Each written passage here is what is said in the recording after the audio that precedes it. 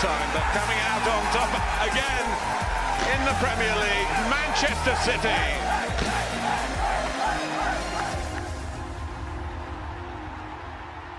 Hello guys, how are you getting on? My name is Aaron Kelly. Very welcome back to another episode of the Premier League Verdict here today. Leicester City 2, Chelsea 2, points shared at the King Power Stadium here this afternoon in the early kickoff in the Premier League. And look, on the face of things, a 2-2 draw with Leicester City away from home is not a particularly bad result at all. Leicester 8 points ahead of us in the Premier League table. We're 6 points ahead of Manchester United, so 14 points between Leicester and Man United in 5th. So it does look like Leicester are fairly well nailed on for Champions League football next season, which is an incredible feat for such a seemingly small club which continues to achieve incredible things. And not only are they achieving incredible things this season, but they're doing it playing a brand of football that is entertaining for fans of any team. A 2-2 draw against them away from home isn't, on the face of things, a bad result. And especially, even when you look at the details of the game, Leicester had a lot of chances when the game was still in the balance to put it away, but Chelsea also had their chances to put them away in the first half and didn't take them. I think both sides will be happy enough with a draw. And obviously Manchester United and Tottenham have difficult games this weekend. Man United facing Wolves and Tottenham facing Manchester City tomorrow. So tough games for them, and they're kind of the closest to us. Wolves are also up there as well. But yeah, let's take a look at the goals and look at the game as, I suppose, a whole. For the whole first 45 minutes, really, Chelsea dominated proceedings, and it's kind of typical Chelsea, to be quite honest. Typical Chelsea this season, anyway. Whenever we dominate games, we need to score within the first 20 minutes or so, or else we're going to struggle, and teams are going to come back in and come back at you, and Leicester certainly did that. But we had so many chances, and it's the biggest thing and the biggest disappointment about this transfer window is that Chelsea wanted a striker. It was clear Frank Lampard wanted a striker. It's incredible, I find it unbelievable that the Chelsea board will not back our best ever player with the funds he needs to go out and buy the players that he thinks is going to make this team better. It's clear we needed a striker. It's clear. We're creating so many chances, and it's been the biggest thing. When Tammy Abraham hasn't been striking, we are missing so many clear-cut chances. Like, how many crosses in that first half did Reece James put into the box and they weren't finished? Like, so much chance. Like, there was one he put into the box across the face of goal. Tammy Abraham swings a leg at it, and all I felt he had to do was just a little side foot, tap it into the back of the net. Like, it's one of those ones where it's coming across the face. It's a very difficult one for the goalkeeper to deal with. Mason Mount had a couple of very good chances as well.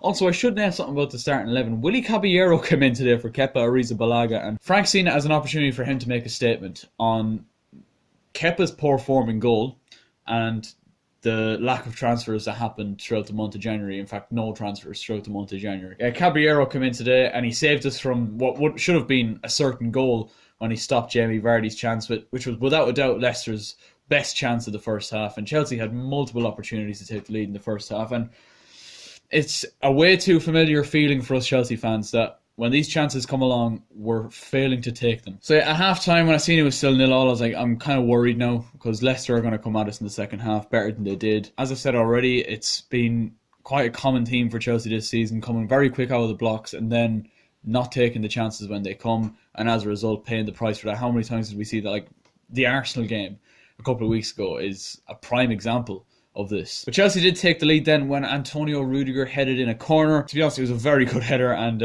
it wouldn't be the best header he would get all day either. But to be honest, after we got that open goal, I didn't have that much faith in us to see it out and get the 3 points. Like, I really, once the first goal went in, I was like, this is not going to be the last goal in this game today, because it was quite end-to-end. Both very offensive teams. To be honest, especially in the first half, Leicester were there for the taking, and I was hoping that once we got the first goal, we'd be able to kick on, but that doesn't seem to be a common theme with Chelsea this season. Leicester punished Chelsea then for the missed chances, multiple missed chances that we had in the first half, when Harvey Barnes had a shot deflected off Reece James in past Willy Caballero, and this was just a very disappointing goal. Reece James, who was definitely our best player on the pitch in the first half, got caught out, and then he tucks inside him, and it's not great defending from Reece or from Andres Christensen, to be quite honest. Yes, he gets a big slice of luck. It's quite unlucky for Willy Caballero. But, to be honest, Chelsea had that coming. They had it coming. Leicester hadn't hit full stride yet. We know when Leicester hit stride, they're one of the best attacking teams in the league. This goal really did propel them forward. For the next 10, 15, 20 minutes then, Leicester began to really take the game by the scruff of the neck. dominating Chelsea. Every single individual battle all throughout the pitch was being won by Leicester players. They did eventually take the lead when Willy Caballero, I mean, he saved us in the first half, and I'm not going to diss Willy Caballero too much because he's a player who doesn't play very often, comes in today for his first Premier League start of the season, 38 years of age, he's a lot of experience, but we've always known that Willy Caballero is prone to one or two crazy, erratic moments, and this was another one. He came out to deal with a cross that he was never going to get. He kept running after it, and then Harvey Barnes, I think it was, pulls it across the 6-yard box. It misses everyone. And by the time it reaches Ben Chilwell at the back post, Caballero's not fully back in position. It's a really good finish with the right foot of Ben Chilwell, but avoidable if the keeper wasn't so fucking brain dead. Again, I'm not going to go in on Willy Caballero too much. He saved us big time from a Jamie Vardy chance in the first half, so I can't really diss him too much. And as I say, he only comes in for a couple of games this season, but yeah, that was a moment of madness from him. And to be honest, when this happened, I kind of thought that Leicester were going to kick on and get the win and really put Chelsea to bed. They had many, many chances to do so. Chelsea then equalised. Antonio Rudiger again heading across, and this one was an absolutely outrageous header. It was a cross on the left-hand side from a free kick and just rises above everyone. And it's one of those ones where you kind of feel like he's moving back from goal, so he should be heading it back to someone maybe coming in on the end of it, but he heads it with incredible loop in over Kasper Schmeichel. And that is how the game finished. But Harvey Barnes missed an absolutely glorious opportunity to win the game for Leicester City. Chelsea had a couple of chances here and there as well. But again, a point is what we take from the game. As I said, I would have taken a point before the game. But considering the chances we had in the first half, yes, Leicester had plenty of chances in the second half to win the game for them. But overall, I think Chelsea will be disappointed that they didn't take the chances in the first half, and Frank will be very disappointed as well. I find it incredible that Frank Lampard cannot be backed. Like, if you're not going to back Frank Lampard, who are you going to back? Like, Frank Lampard did everything for this club. Our club's highest ever scorer, probably our best player ever. Like, if you can't back Frank Lampard, who can you back? And it was such a frustrating transfer window for Chelsea. All this fuss about getting the transfer ban lifted this season so we could go out and buy a few players in January. And then in the end, like, there was talks of Cavani coming in on deadline day. There was talks of a $5 million deal for Dries Mertens, which I can't believe we didn't go for. If we did go for it, why did it fucking break down? I don't know. Like, very, very frustrating transfer window. It's clear we need a striker because Tammy Abraham has been poor recently. He was poor again today. And the best number 9s in the country finish them chances. The one I was mentioning earlier in the video about the cross from Reece James from the right-hand side.